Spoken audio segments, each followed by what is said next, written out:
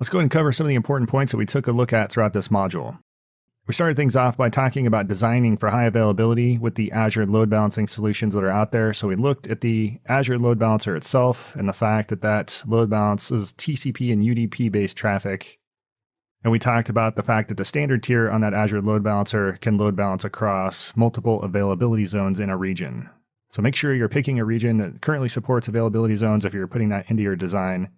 And we also saw that part of that load balancing system is the application gateway. So for super scalable, high speed, and secure web applications, the application gateway is a great solution because you can do SSL offloading, you can do WAF filtering, and you've got a lot of bells and whistles with that. And then finally, we discussed the fact that you can load balance across regions using the DNS load balancing solution called Traffic Manager.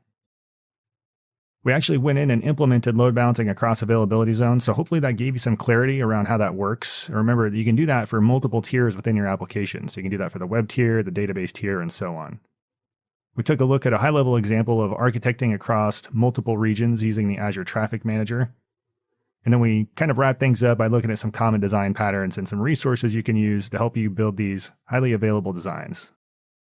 So that brings us to the end of this module. Let's head over to the next and final module in this course on high availability in Azure.